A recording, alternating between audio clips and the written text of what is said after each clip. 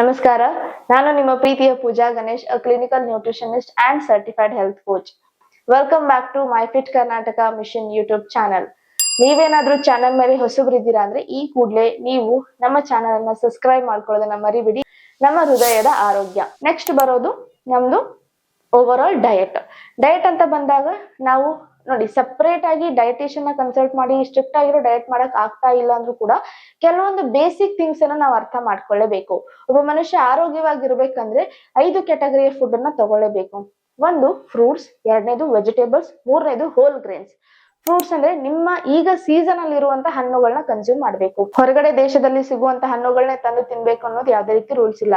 ನಾವು ಇರುವಂತಹ ಸ್ಥಳ, ಇಲ್ಲಿ ಇರುವಂತಹ ವಾತಾವರಣ, ನಾವು ಬೆಳೆದು ಬಂದಂತಹ ರೀತಿ, ನಮಗೆ ಸೂಕ್ತವಾಗುವಂತಹ ಆಹಾರ ಎಲ್ಲ ಇಲ್ಲೇ ನಮ್ಮ ನೇಚರ್ ಅಲ್ಲೇ ಸಿಗುವಂತದ್ದು. ನಾವು ಇರುವಂತಹ ಏರಿಯಾದಲ್ಲಿ ಸಿಗುವಂತಹ ಹಣ್ಣುಗಳು ರೀಸನೇಬಲ್ ಆಗಿರುತ್ತೆ, ಸೀಸನೇಬಲ್ ಆಗಿರುತ್ತೆ. ಸೊ ಸೀಸನೇಬಲ್ ಇರುವಂತಹ ಹಣ್ಣುಗಳನ್ನ ಪ್ರತಿನಿತ್ಯ ನಿಮ್ಮ ಡಯಟ್ ಅಲ್ಲಿ ಇನ್ಕ್ಲೂಡ್ ಮಾಡ್ಕೊಳ್ಳೋದು ತುಂಬಾ ಇಂಪಾರ್ಟೆಂಟ್ ಆಗುತ್ತೆ. ದಿನಕ್ಕೆ ಒಂದು ಹಣ್ಣಿನ ಟಾರ್ಗೆಟ್ ಅನ್ನ ನೀವು ಇಟ್ಕೊಳ್ಳಿ. ಸೊ ಮೊದಲೇ ಕ್ಯಾಟಗರಿ ಬಂದ್ಬಿಟ್ಟು ಹಣ್ಣಾಯ್ತು. ಎರಡನೇ ಕ್ಯಾಟಗರಿ ಫುಡ್ ಅಲ್ಲಿ ಬರೋದು ವೆಜಿಟೇಬಲ್ಸ್ ಅಂತ ಬಂದಾಗ 3 ಕಲರ್ ವೆಜಿಟೇಬಲ್ಸ್ ನಾವು ನೋಡ್ತೀವಿ. ಒಂದು ಯೆಲ್ಲೋಯಿಶ್ ಕಲರ್ ಇರುತ್ತೆ, ಒಂದು ರೆಡ್ ಇರುತ್ತೆ, ಇನ್ನೊಂದು ಗ್ರೀನ್ ಇರುತ್ತೆ. ಬರೀ ಯಾವಾಗ್ಲೂ ಗ್ರೀನ್ ವೆಜಿಟೇಬಲ್ಸ್ ನೇ ತಿನ್ಬೇಕು ಅಂತ ಎಲ್ಲೂ ರೂಲ್ಸ್ ಇಲ್ಲ. ನೀವು ನೋಡ್ಬೋದು ಎಲ್ಲ ಕಡೆ ಇದಾರೆ, eat green leafy vegetables. But red and ಯೆಲ್ಲೋದಲ್ಲೂ ಕೂಡ ಸಿಕ್ಕಾಪಟ್ಟೆ ನ್ಯೂಟ್ರಿಯನ್ಸ್ ಇರುತ್ತೆ. ಸೊ ನಾವು ಈಗ ಬ್ಯಾಲೆನ್ಸ್ ಡಯಟ್ ಅನ್ನ ಮಾಡ್ತಾ ಇರುವಾಗ ನಾವು ಎಲ್ಲ ತರದ ಆಹಾರದ ಮೇಲೆ ಗಮನ ಹರಿಸೋದು ತುಂಬಾ ಇಂಪಾರ್ಟೆಂಟ್ ಆಗುತ್ತೆ. ಸೊ ಒಂದು ವಾರದ ಸ್ಕೆಡ್ಯೂಲ್ ಅಂತ ಬಂದಾಗ 2 ದಿನ ಹಸಿರು ಬಣ್ಣದ ತರಕಾರಿನ ಸೇವಿಸಿ, ಇನ್ನು 2 ದಿನ ಕೆಂಪು ಬಣ್ಣದ ತರಕಾರಿಯನ್ನ ಸೇವಿಸಿ, ಇನ್ನು 2 ದಿನ ಹಳದಿ ಬಣ್ಣದ ತರಕಾರಿಯನ್ನ ಸೇವಿಸಿ. ಫಾರ್ ಎಕ್ಸಾಂಪಲ್, ಮೊದಲನೇ ಮತ್ತೆ 2ನೇ ದಿನ ಹೀರೆಕಾಯಿ, ಹಾಗಲಕಾಯಿ, ಬೆಂಡೆಕಾಯಿ, ಹಸಿರು ಸೊಪ್ಪಿನ ತರಕಾರಿನ ತಿಂದ್ರೆ ನಾವು 2 ದಿನದ ನಂತರ ಏನು ಕೆಂಪು ಕ್ಯಾಟಗರಿ ಬರುತ್ತೆ, ಅಲ್ಲಿ ನಾವು ಕ್ಯಾರೆಟ್, ಬೀಟ್ರೂಟ್ ಆಗಿರ್ಬೋದು, ಈ ತರದ ಹರಿವಿ ಪಲ್ಯ ಆಗಿರ್ಬೋದು, ಈ ತರದ ತರಕಾರಿಗಳನ್ನ ನಾವು ಸೇವಿಸಬಹುದು. ಇನ್ನು ನಂತರದ ಕ್ಯಾಟಗರಿ ದಟ್ ಈಸ್ ಯೆಲ್ಲೋ, ಅಲ್ಲಿ ಕ್ಯಾಬೇಜ್ ಬರುತ್ತೆ, ಕಾಲಿಫ್ಲವರ್ ಬರುತ್ತೆ, ಬೆಲ್ ಪೆಪರ್ಸ್ ಬರುತ್ತೆ, ಪಂಪ್ಕಿನ್ಸ್ ಬರುತ್ತೆ. ಈ ರೀತಿ ಕ್ಯಾಟಗರಿನ ಮಾಡ್ಕೊಂಡು ತಿಂದಾಗ ಎಲ್ಲ ತರಕಾರದಲ್ಲಿರುವಂತಹ ನ್ಯೂಟ್ರಿಷನ್ ನಮ್ಮ ದೇಹಕ್ಕೆ ತಾಗುತ್ತೆ.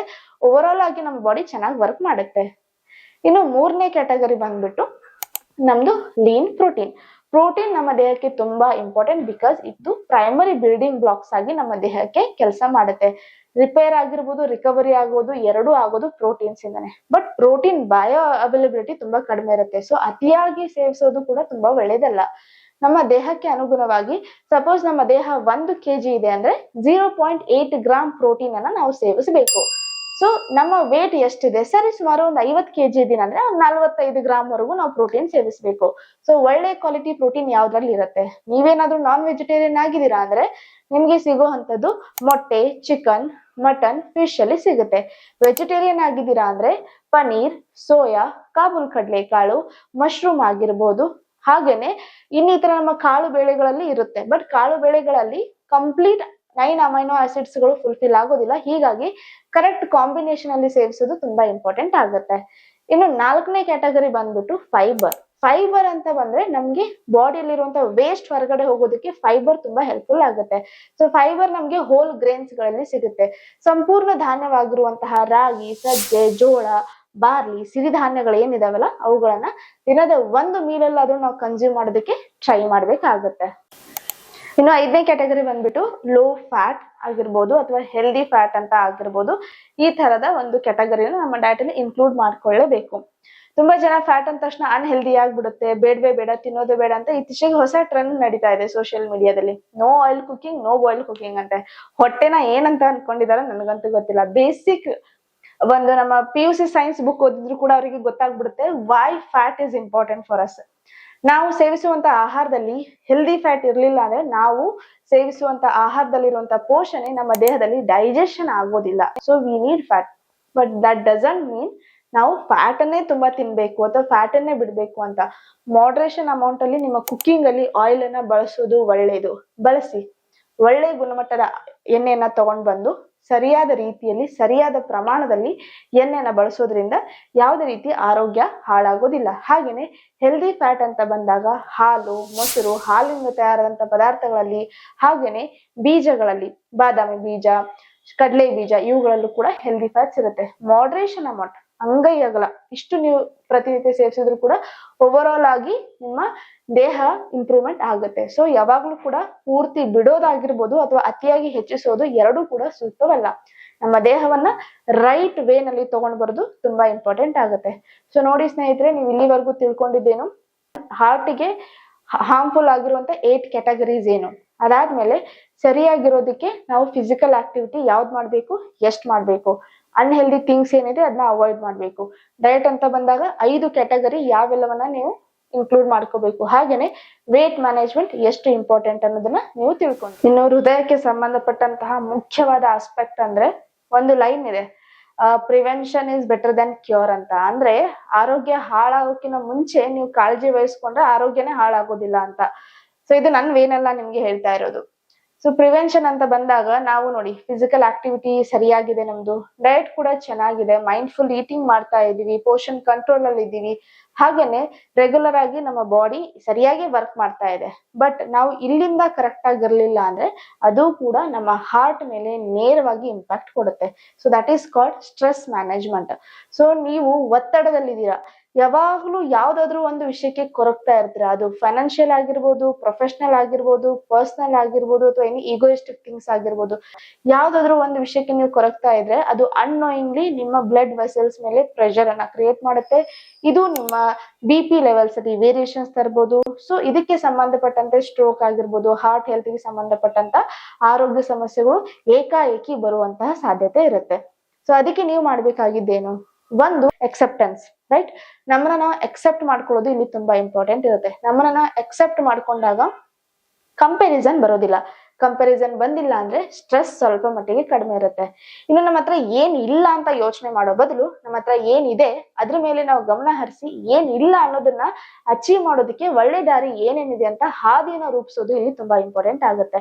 ಸ್ಟ್ರೆಸ್ ಮ್ಯಾನೇಜ್ಮೆಂಟ್ ಯಾರು ಮಾಡಕ್ ಆಗೋದಿಲ್ಲೋ ಅವರು ಎಷ್ಟೇ ಡಯಟ್ ಮಾಡ್ಲಿ, ಎಷ್ಟೇ ಎಕ್ಸರ್ಸೈಸ್ ಮಾಡ್ಲಿ, ಯಾವ್ದೇ ರೀತಿ ವರ್ಕ್ ಆಗೋದಿಲ್ಲ. ನನ್ನ ಹತ್ರ ಸಿಕ್ಕಾಪಟ್ಟೆ ಕ್ಲೈಂಟ್ಸ್ ಬರ್ತಾ ಇರ್ತಾರೆ, ಅವರು ಎಷ್ಟು ಚೆನ್ನಾಗಿ ಡಯಟ್ ಮಾಡ್ತಾ ಇರ್ತಾರೆ, ಎಕ್ಸರ್ಸೈಸ್ ಸಹ ನಾವು ಹೇಳ್ಕೊಟ್ಟಂಗೆ ಮಾಡ್ತಾ ಇರ್ತಾರೆ. ಬಟ್ ಯಾವಾಗ್ಲೂ ಒಂದೇ, ನನಗೇನಾದ್ರೂ ಆಗ್ಬಿಡುತ್ತೋ ಅನ್ನೋ ಭಯ ಏನಿದೆಯಲ್ಲ, ಆ ಭಯದಿಂದನೇ ಅವ್ರಿಗೆ ಏನಾದ್ರೂ ಆಗ್ಬಿಡುತ್ತೆ ಅನ್ನೋದು ನಮಗ್ ಗೊತ್ತಾಗ್ಬಿಟ್ಟಿರುತ್ತೆ. ಸೊ ನೀವು ಅದನ್ನೇ ತಲೆಯಲ್ಲಿ ಇಟ್ಕೋಬೇಕು. ಈಗ ಸೆಲೆಬ್ರಿಟೀಸ್ ಗಳಲ್ಲಿ ಡೆತ್ ಆಗೋದನ್ನ ನಾವು ನೋಡಿದೀವಿ. ಸೊ ನಾವು ಟಿವಿಯಲ್ಲಿ ನೋಡಿದಾಗ ದಟ್ ಈಸ್ ವೆರಿ ಕಾಮನ್. ನಮ್ಗೆ ಒಂಥರ ಭಯ ಹುಟ್ಟುಬಿಡುತ್ತೆ, ಏನಪ್ಪಾ ನಮ್ಗೆ ಹೀಗಾಗ್ಬಿಟ್ರೆ ಏನ್ ಮಾಡೋದು ಅಂತ. ಲಾಸ್ಟ್ ಟೈಮ್ ನನ್ನ ಕ್ಲೈಂಟ್ ದೀಪ್ತಿ ಅವ್ರ ಜೊತೆ, ಮೈಸೂರಿನವ್ರ ಜೊತೆ ಮಾತಾಡ್ತಾ ಇರುವಾಗ ನನಗ್ ಗೊತ್ತಾಗಿದ್ ಒಂದೇ, ಅವ್ರಿಗೆ ಎಲ್ಲಿ ನನ್ಗೆ ಸ್ಪಂದನ ಅವ್ರ ತರ ನನಗೂ ಎಲ್ಲ ಆಗ್ಬಿಡುತ್ತೋ ಅಂತ. ನಿಮ್ಗೆ ಗೊತ್ತು, ರೀಸೆಂಟ್ ಆಗಿ ಅವ್ರದ್ದು ಡೆತ್ ಆಯ್ತು. ಸೊ ಈ ಭಯದಿಂದಾನೇ ಅವ್ರಿಗೆ ಏನಾದ್ರೂ ಆಗ್ಬಿಡುತ್ತೆ ಹೊರತು ಆಕ್ಚುಲಿ ಅವ್ರಿಗೆ ಏನು ಆಗಿರೋದಿಲ್ಲ. ಸೊ ಪ್ರೊಫೆಷನಲ್ ಟೆನ್ಷನ್ ಇದ್ರೆ ಅದನ್ನ ಸಾಧ್ಯವಾದಷ್ಟು ಕಡಿಮೆ ಮಾಡ್ಕೊಳ್ಳಿ. ಪರ್ಸನಲ್ ಏನಾದ್ರೂ ತೊಂದರೆಗಳಿದ್ರೆ ಸಾರ್ಟ್ ಔಟ್ ಮಾಡ್ಕೊಳ್ಳಿ.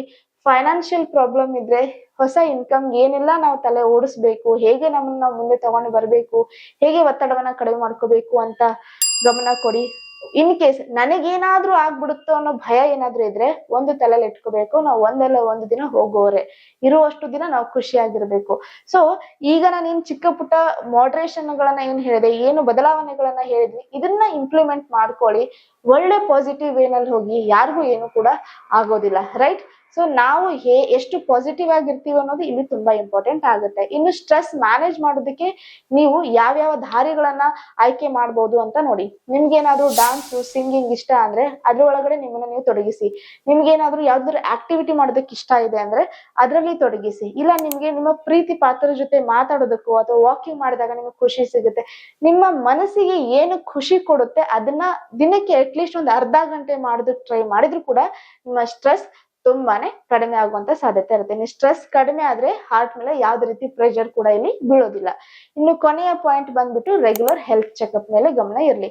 ರೆಗ್ಯುಲರ್ ಹೆಲ್ತ್ ಚೆಕ್ಅಪ್ ನೀವು ಮಾಡ್ತಾ ಇದ್ರೆ ನಿಮ್ಮ ಲಿಪಿಡ್ ಪ್ರೊಫೈಲ್ ಅಲ್ಲಿ ಒಂಚೂರು ಹೆಚ್ಚು ಕಡಿಮೆ ಆದ್ರೂ ಕೂಡ, ಬ್ಲಡ್ ಪ್ರೆಷರ್ ಅಲ್ಲಿ ಹೆಚ್ಚು ಕಡಿಮೆ ಆದ್ರೂ ಕೂಡ ಬೇಗ ಅದ್ರ ಮೇಲೆ ನಿಗಾ ವಹಿಸಬಹುದು.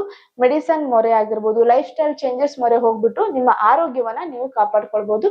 ದೂರದ ಸ್ಥಿತಿವರೆಗೂ ನಿಮ್ಮನ್ನ ನೀವು ಎಳ್ಕೊಳ್ಳೋಕಿನ ಮುಂಚೆನೆ ನೀವು ಅಲ್ಲೇ ತಡೆದು ಅದ್ರ ಮೇಲೆ ನೀವು ಸರಿಯಾಗಿ ಕೆಲಸ ಮಾಡ್ಕೊಂಡಾಗ ನಿಮ್ಮ ಆರೋಗ್ಯ ತುಂಬಾ ಚೆನ್ನಾಗೇ ಇರುತ್ತೆ. ಇನ್ನು ಹಾರ್ಟ್ ಹೆಲ್ತ್ ಗೆ ಬೇಕಾದಂತಹ ಇಂಪಾರ್ಟೆಂಟ್ ನ್ಯೂಟ್ರಿಯೆಂಟ್ಸ್ ನೋಡೋಣ.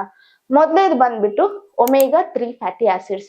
ಒಮೆಗಾ 3 ಫ್ಯಾಟಿ ಆಸಿಡ್ಸ್ ನಮ್ಮ ಬ್ಲಡ್ ಸರ್ಕ್ಯುಲೇಷನ್ ತುಂಬಾ ಚೆನ್ನಾಗಿಡುತ್ತೆ. ಸೊ ಇದಕ್ಕೆ ನೀವು ಸೇವಿಸಬಹುದಾದಂತಹ ಆಹಾರಗಳು ಬಂದ್ಬಿಟ್ಟು ಫ್ಲಾಕ್ಸ್ ಸೀಡ್ಸ್, ವಾಲ್ನಟ್ಸ್ ಅನ್ನ ನಿಮ್ಮ ಡೈಲಿ ರೂಟೀನ್ ಅಲ್ಲಿ ಆಡ್ ಮಾಡ್ಕೋಬಹುದು. 1 tablespoon flax seeds add ಮಾಡ್ಕೊಳ್ಳಿ. ಇಲ್ಲ ಅಂದ್ರೆ 3 ಇಂದ 4 ವಾಲ್ನಟ್ಸ್ ಗಳನ್ನ ನೆನೆ ಹಾಕಿ ತಿನ್ನಬಹುದು. ಇನ್ನು ಎರಡನೇ ನ್ಯೂಟ್ರಿಯನ್ಸ್ ಬಂದ್ಬಿಟ್ಟು ಕ್ಯಾಲ್ಸಿಯಂ. ಕ್ಯಾಲ್ಸಿಯಂ ನಮ್ಗೆ ತುಂಬಾ ಇಂಪಾರ್ಟೆಂಟ್. ಸೊ ಕ್ಯಾಲ್ಸಿಯಂ ರಿಚ್ ಆಹಾರಗಳು ನಿಮ್ಗೆ ಹಾಲಿನ ಪದಾರ್ಥದಲ್ಲಿ ಸಿಗುತ್ತೆ. ದಿನಕ್ಕೆ 1 ಲೋಟ ಹಾಲು ಕುಡಿಯೋದಾಗಿರ್ಬೋದು, ಮೊಸರು ತಿನ್ನೋದಾಗಿರ್ಬೋದು, ಮಜ್ಜಿಗೆ ಸೇವನೆ ಮಾಡೋದಾಗಿರ್ಬೋದು, ರಾಗಿ ಸೇವನೆ ನಿಮ್ಗೆ ಕ್ಯಾಲ್ಸಿಯಂ ಬೆನಿಫಿಟ್ಸ್ ಅನ್ನ ಕೊಡುತ್ತೆ. ಇನ್ನು ನೆಕ್ಸ್ಟ್ ಬೇಕಾಗಿರುವಂತ ನ್ಯೂಟ್ರಿಯನ್ಸ್ ಆಂಟಿ ಆಕ್ಸಿಡೆಂಟ್, ಪೊಟ್ಯಾಷಿಯಂ ಹಾಗೇನೆ ಫೈಬರ್. ಇವು 3 ಅಂಶಗಳು ನಿಮ್ಗೆ ಗ್ರೀನ್ ಲೀಫಿ ವೆಜಿಟೇಬಲ್ಸ್ ಅಲ್ಲಿ, ರೆಡ್ ಅಂಡ್ ಯೆಲ್ಲೋ ವೆಜಿಟೇಬಲ್ಸ್ ಅಲ್ಲಿ ಸಿಗುತ್ತೆ. ಸೊ ಸಾಧ್ಯವಾದಷ್ಟು ನಾನು ಇಲ್ಲಿವರೆಗೂ ಹೇಳಿದಂತಹ ಪ್ರತಿಯೊಂದು ಪಾಯಿಂಟ್ ನ ರೀಕಾಲ್ ಮಾಡ್ಕೊಳ್ಳಿ. ನೀವು ನಿಮ್ಮ ಜೀವನ ಶೈಲಿಯಲ್ಲಿ ಅದನ್ನ ಯಾವ ರೀತಿ ಇಂಪ್ಲಿಮೆಂಟ್ ಮಾಡ್ಕೊಳ್ತೀರಾ ಅಂತ ಪ್ಲಾನಿಂಗ್ ಮಾಡ್ಕೊಳ್ಳಿ. ನಾಳೆಯಿಂದಾನೇ ನಿಮ್ಮ ಹಾರ್ಟ್ ಹೆಲ್ತ್ ಕಡೆ ಗಮನ ಕೊಡೋದನ್ನ ಮರಿಬೇಡಿ. ಈ ವಿಡಿಯೋ ನಿಮಗೆ ಏನಾದ್ರೂ ಇಷ್ಟ ಆದ್ರೆ ನಿಮ್ಮ ಪ್ರೀತಿ ಪಾತ್ರರಿಗೆ ಈ ವಿಡಿಯೋನ ಶೇರ್ ಮಾಡೋದನ್ನ ಮರಿಬೇಡಿ. ನೀವು ಎಷ್ಟು ಸಪೋರ್ಟ್ ಮಾಡ್ತೀರೋ ಅಷ್ಟು ಒಳ್ಳೆಯ ಕಂಟೆಂಟ್ ಅನ್ನ ತಗೊಂಡ್ ಬರೋದಕ್ಕೆ ನಮಗೂ ಕೂಡ ಒಂದು ಪ್ರೇರಣೆ ಸಿಗುತ್ತೆ. ಮತ್ತೆ ಮುಂದಿನ ವಿಡಿಯೋದಲ್ಲಿ ಇದೇ ರೀತಿ ಸಿಗೋಣ. Till then take care.